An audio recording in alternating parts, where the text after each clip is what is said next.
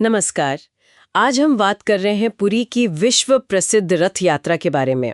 हमारे पास कुछ लेख और नोट्स हैं इस पर। हाँ। और संयोग देखिए, आज 29 जून 2025 है और आज ही ये यात्रा निकाली जा रही है। हाँ बिल्कुल, ये एक बहुत ही महत्वपूर्ण दिन है। तो इसका जो मूल विचार है वो यही है कि भगवान जगन्नाथ, उनके बड़े भाई बलभद्र और बहन सुभद्रा वो विशाल लकड़ी के रथों पर यात्रा करते हैं। हाँ, पर ये सिर्फ एक जुलूस नहीं है जैसा आपने कहा। हाँ। इसका इतिहास सदियों पुराना है।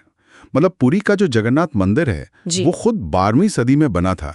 राजा अनंतवर्मन चोडगंग देव ने बनवाया था, पूर्वी गंग वंश के। अच्छा, 12वीं सदी। और यात्रा की जो परंपरा है वो तो कहते हैं कि 5000 साल से भी ज्यादा पुरानी हो सकती है। इसका जिक्र स्कंद पुराण जैसे ग्रंथों में मिलता है। हाँ। 5000 साल? हाँ, मान्यता यह है कि भगवान जगन्नाथ हर साल अपनी जन्मस्थली गुंडीचा मंदिर जाना चाहते हैं अपने भाई बहन के साथ, और बस इसी यात्रा को रथ यात्रा के रूप में मनाया जाता है। तो चलिए इसकी पूरी प्रक्रिया और इसका महत्व समझते हैं। मतलब ये सिर्फ एक दिन का आयोजन तो नहीं है? नहीं, बिल्कुल नहीं। इसकी तैयारी काफी पहले शुरू हो जाती है। कहाँ से शुरू होती है ये सब? सबसे पहले होती है स्नान पूर्णिमा। मुख्य यात्रा से पहले इसमें देवताओं को 108 घड़ों के पवित्र जल से स्नान कराया जाता है। 108 घड़े? हाँ, और इसके बाद एक दिलचस्प रस्म है। प्रतीकात्मक रूप से माना जाता है कि देवता जैसे बीमार पड़ जाते हैं। बीमार? अच्छा। हाँ, और फिर 15 दिनों के लिए अनसर नाम के एकांतवास में रहते हैं। भक्तों के लिए दर्शन बंद रहते हैं इस दौरान। ये तो काफी रोचक है, मतलब देवताओं का मानवीय रूप दिखाना। बिल्कुल। और फिर आता है मुख्य दिन, रथ यात्रा का दिन। हाँ, और रथों की बात करें तो ये कमाल की बात है कि हर साल नए रथ बनते हैं, वो भी पवित्र नीम की लकड़ी से। सही? हर साल नए रथ, और सबसे खास बात, इनमें कोई कील या कोई दूसरी धातु इस्तेमाल नहीं होती। ये तो अविश्वसनीय है। और ये रथ कितने बड़े होते हैं? भगवान जगन्नाथ का रथ नंदी घोष है ना? हाँ, नंदी घोष। उसकी ऊंचाई करीब 4.5 फीट होती है और उसमें 16 पहिए होते हैं। 45.5 फीट? सोचिए जरा। और बलभद्र जी का रथ तालध्वज, वो भी करीब 44 फीट का, 14 पहियों वाला। और देवी सुभद्रा का रथ दर्पदलन, लगभग 43 फीट, 12 पहियों के साथ। अद्भुत। और फिर लाखों श्रद्धालु, मतलब लाखों लोग इन रथों को रस्सियों से खींचते हैं जगन्नाथ मंदिर से गुंडीचा मंदिर तक, जो करीब 3 किलोमीटर दूर है। वो दृश्य तो कल्पना से परे होगा। जय जगन्नाथ के नारे लगते होंगे। पूरा माहौल ही भक्तिमय हो जाता है। हवा में सिर्फ जयकारे गूंजते हैं। फिर देवता गुंडीचा मंदिर पहुंचते, जिसे उनकी मौसी का घर भी माना जाता है। वहां 9 दिन रुकते। हाँ, 9 दिन। और उसके बाद होती है बहुड़ा यात्रा, यानी वापस की यात्रा। वापसी की यात्रा। हाँ, और वापसी के बाद मंदिर के सिंह द्वार पर एक और बहुत महत्वपूर्ण रस्म होती है, सुनाबेश। सुनाबेश, इसमें क्या होता है? इस दिन देवताओं को सोने के भारी भरकम आभूषणों से सजाया जाता है, वो भी रथों पर ही। ये भी एक बहुत भव्य दृश्य होता है। वाह। अच्छा, इस पूरी यात्रा का सामाजिक और आध्यात्मिक महत्व क्या है?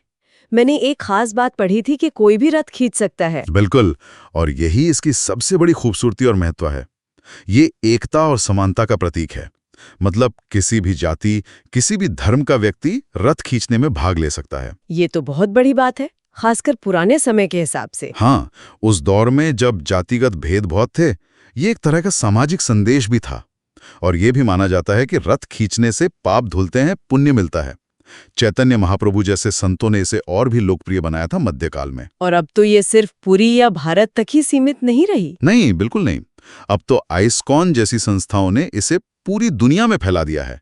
न्यूयॉर्क, लंदन, मॉस्को, सिडनी, कई बड़े शहरों में रथ यात्रा निकलती है। मतलब ये भारतीय आध्यात्मिक विरासत का एक वैश्विक प्रतीक बन गया है। सही कहा आपने। कुछ और भी दिलचस्प बातें हैं इससे जुड़ी हुई, जैसे वो नवकलेवर अनुष्ठान। हाँ, नवकलेवर, ये हर 12 से 19 साल में एक बार होता है। इसमें जो मूल लकड़ी की मूर्तियां हैं, उन्हें विधि विधान से बदलकर नई मूर्तियां स्थापित की जाती हैं। नवकलेवर मतलब नया शरीर। अच्छा। और वो जगरनॉट वाली बात, अंग्रेजी का शब्द। हाँ, वो भी कहते हैं कि अंग्रेजों ने जब पहली बार इन विशाल रथों को और उनके साथ चलती अपार भीड़ को देखा, तो वो इतने प्रभावित हुए कि उन्होंने इसी से जगरनॉट शब्द गाड़ा, जिसका मतलब होता है कोई बहुत बड़ी, शक्तिशाली और रोकी ना जा सकने वाली शक्ति या वाहन। ये दिलचस्प है। और हाँ, इस दौरान पुरी में लगभग 10 से 15 लाख श्रद्धालु आते हैं। जाहिर है, इससे ओडिशा में पर्यटन को भी बहुत बढ़ावा मिलता है और फिर उड़िया भजन, पारंपरिक नृत्य और महाप्रसाद, ये सब उत्सव का हिस्सा है। तो संक्षेप में कहें तो पूरी रथ यात्रा सिर्फ एक धार्मिक जुलूस नहीं है। ये इतिहास, गहरी आस्था, सामाजिक समानता और एक बहुत ही जीवंत संस्कृति का एक अविश्वसनीय संगम है। लाखों लोगों का हर साल एक साथ आना और इन विशाल रथों को खींचना, ये अपने आप में एकता की एक बहुत शक्तिशाली तस्वीर पेश करता है। बिल्कुल। और यहाँ एक बात और सोचने लायक है जो मुझे हमेशा प्रभावित करती है। क्या? कि कैसे हर साल बिना किसी मॉडर्न इंजीनियरिंग ड्राइंग या धातु के इस्तेमाल के इतने विशाल और जटिल रथ बनाए जाते हैं, और फिर लाखों लोगों की भीड़ के बीच ये पूरी यात्रा इतनी सफलतापूर्वक कैसे आयोजित होती है।